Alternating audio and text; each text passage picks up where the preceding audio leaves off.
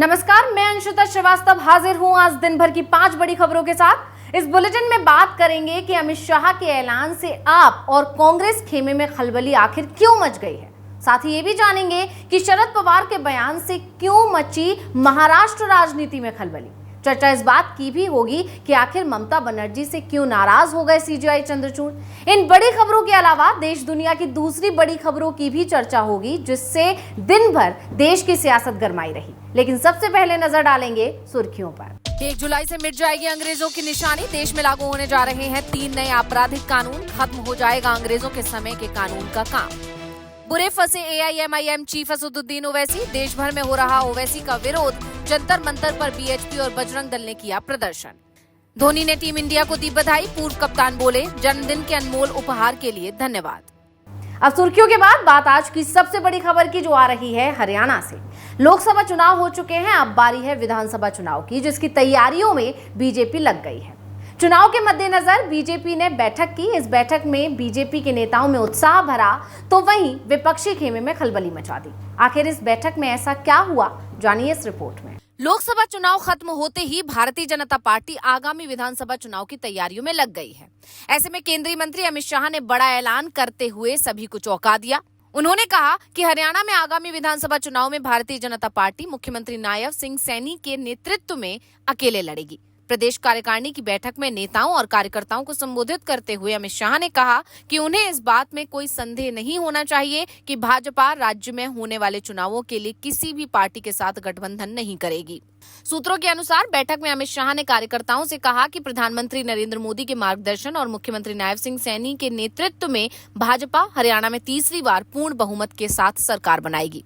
सूत्रों के मुताबिक शाह ने बैठक के दौरान ये भी कहा कि राज्य में भाजपा की बहुमत की सरकार बनाने के लिए हर एक कार्यकर्ता को घर घर जाकर हर एक मतदाता से अपील करनी होगी।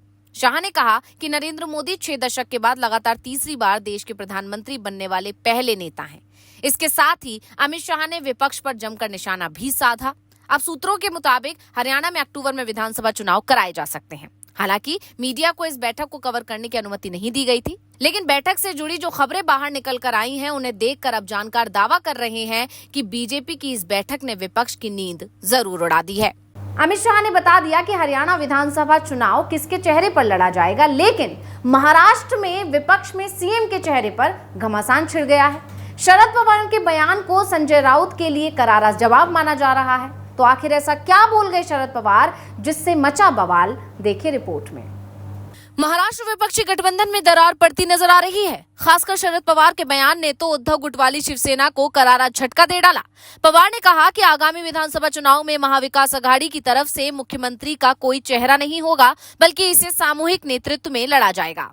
आमची आघाडी हा आमचा सामुदायिक चेहरा, त्याच्यात कोणत्याही एखादी व्यक्ती आमचा निर्णय समन्वय सामूहिक नेतृत्व ये आमचं सूत्र है। दरअसल पिछले दिनों शिवसेना यूवीटी के नेता संजय राउत ने आगामी विधानसभा चुनाव में उद्धव ठाकरे को मुख्यमंत्री का चेहरा बनाने की मांग की थी। उनका दावा था कि मुख्यमंत्री के चेहरे के बिना विधानसभा चुनाव का सामना करना खतरनाक है। इधर कांग्रेस के कार्यकर्ता और पदाधिकारी राज्य प्रदेश अध्यक्ष नाना पटोले को भावी मुख्यमंत्री के रूप में पेश कर रहे थे। इन सबकी उम्मीदों पर शरद पवार ने पानी फेर दिया। हालांकि इसके साथ ही शरद पवार ने साफ कर दिया कि आगामी विधानसभा का चुनाव सामूहिक नेतृत्व में ही लड़ा जाएगा। महाराष्ट्रामध्ये चेहऱ्याशिवाय, मुख्यमंत्री पदाच्या चेहऱ्याशिवाय निवडणुकीला सामोरं जाणं हा धोका आहे। या महाराष्ट्रानं महाविकास आघाडीचे मुख्यमंत्री म्हणून उद्धव ठाकरे साहेबांचं काम पाहिलं।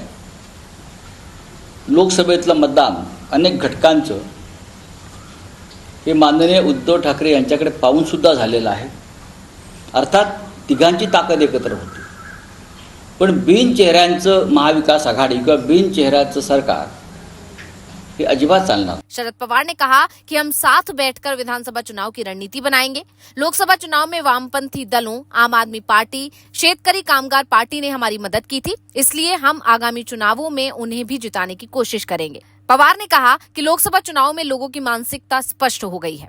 अब पवार के इस बयान को उद्धव गुट और कांग्रेस दोनों के लिए बड़ा झटका माना जा रहा है। देखना होगा कि विधानसभा चुनाव में एमबीए एक साथ मिलकर लड़ पाता भी है या नहीं।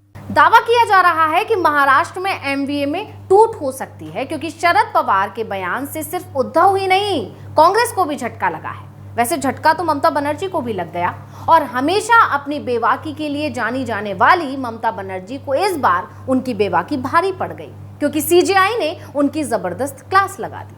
पश्चिम बंगाल की मुख्यमंत्री ममता बनर्जी को उनके बयानों की वजह से ही जाना जाता है, क्योंकि वो किसी भी बात को खुलकर सामने रखने में परहेज नहीं रखती। लेकिन इस बार उन्हें ऐसा करना भारी पड़ गया। दरअसल ममता ने सीजेआई के सामने ही न्यायपालिका को नसीहत देने की कोशिश की और इस पर मुख्य न्यायाधीश ने पलटवार करते हुए उनकी क्लास लगा दी। ममता बनर्जी ने कहा था कि न्यायपालिका को राजनीतिक रूप से निष्पक्ष, ईमानदार और पवित्र होना चाहिए। इस पर जवाब देते हुए सीजेआई ने कहा कि जजों का काम लोगों की सेवा करना है। Too very often, when we are addressed as honor and we are addressed as lordships or ladyships, there is a very grave danger, and people say that, well, the court is a temple of justice. There is a grave danger that we perceive ourselves as the deities in those temples. CJI Chandrachud ने कहा कि जब उनसे कहा जाता है कि अदालत न्याय का मंदिर होता है तो वो कुछ नहीं बोल पाते हैं, क्योंकि मंदिर का मतलब है कि जज भगवान की जगह है। बल्कि मैं कहना चाहूंगा कि जजों का काम लोगों की सेवा करना है। दरअसल इससे पहले ममता बनर्जी ने अदालतों को नसीहत देते हुए कहा था कि ये मंदिर मस्जिद, गुरुद्वारा और गिरजाघर की तरह है। न्यायपालिका लोगों की है, लोगों के द्वारा और लोगों के लिए है, और न्याय पाने और संवैधानिक अधिकारों को बनाए रखने की अंतिम सीमा है। Judiciary is an important temple for us. It is just like Mandir, Masjid, Gurudwara and Girja. Judiciary must be pure, absolutely pure, honest, secret, and let the people do the puja. ममता के बयान पर CJI के पलटवार की चर्चा हर तरफ हो रही है। अब ममता के बयान पर सीजेआई के पलटवार की चर्चा चारों तरफ हो रही है। वैसे चर्चा तो मोदी के मन की बात की भी हो रही है। पीएम मोदी ने तीसरी बार सत्ता में आने के बाद पहली बार ये कार्यक्रम किया। तो मन की बात के इस 111वें एपिसोड में क्या रहा खास, पीएम ने किसका किया जिक्र, देखेंगे रिपोर्ट में। प्रधानमंत्री नरेंद्र मोदी ने 3 महीने बाद 30 जून को 111वीं बार मन की बात कार्यक्रम में देश को संबोधित किया। पीएम ने अपने दूसरे कार्यकाल के दौरान 25 फरवरी को आखिरी बार 110वें एपिसोड में देशवासियों को संबोधित किया था। ऐसे में ये एपिसोड बेहद खास है। पीएम ने कहा कि मैंने आपको 3 महीने पहले कहा था कि मैं फिर मिलूंगा। पीएम मोदी ने कहा कि आज 30 जून का दिवस आदिवासी समुदाय के लिए बहुत महत्वपूर्ण है। उन्होंने अंग्रेजों के खिलाफ आवाज उठाई थी। ये 1857 की क्रांति से पहले हुई थी। हमारे आदिवासी समुदाय के लोगों के खिलाफ अंग्रेजों ने तमाम प्रतिबंध लगा दिए थे। इस लड़ाई में झारखंड के वीर सपूतों ने अपने प्राण न्यौछावर कर दिए। इस दिन को हमारे आदिवासी भाई बहन हूल दिवस के रूप में मनाते हैं। यह दिन वीर सिद्धो कान्हू के अदम्य साहस से जुड़ा है, जिन्होंने विदेशी शासकों के अत्याचार का पुरजोर विरोध किया था। पीएम मोदी ने इस कार्यक्रम में अपनी मां को भी याद किया। साथ ही ये भी बताया कि अपनी मां को याद करने का सबसे अच्छा तरीका है कि उनके नाम पर एक पेड़ लगाना। पीएम ने कहा कि अपनी मां के नाम पर पेड़ लगाएं और मुझे तस्वीर भेजें। इस वर्ष विश्व पर्यावरण दिवस पर एक विशेष अभियान शुरू किया गया है। इस अभियान का नाम है एक पेड़ मां के नाम। मैंने भी एक पेड़ अपनी मां के नाम लगाया है। मैंने सभी देशवासियों से, दुनिया के सभी देशों के लोगों से ये अपील की है कि अपनी मां के साथ मिलकर या उनके नाम पर एक पेड़ जरूर लगाएं। इसके अलावा पीएम मोदी ने केरल में बनने वाली छतरियों का भी जिक्र किया। उन्होंने कहा कि मैं आपको एक विशेष प्रकार की छतरी के बारे में बताना चाहता हूं और ये छतरियां हमारे केरल में बनती हैं। मैं जिस छाते की बात कर रहा हूं वो है कार्थुम्बी छाते, और इन्हें तैयार किया जाता है केरला के अट्टापडी में। ये रंग बिरंगे छाते बहुत शानदार होते हैं, और खासियत ये कि इन छातों को केरला की हमारी आदिवासी बहनें तैयार करती हैं।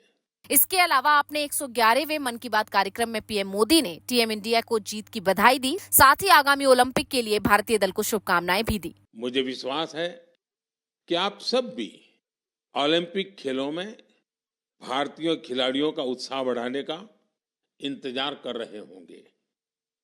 मैं भारतीय दल को ओलंपिक खेलों की बहुत बहुत शुभकामनाएं देता हूं। वहीं प्रधानमंत्री नरेंद्र मोदी अपने कार्यक्रम में कश्मीर का जिक्र करना नहीं भूले। और बुलेटिन के आखिर में बात टीम इंडिया की ऐतिहासिक जीत पर भारत में हो रहे जश्न की।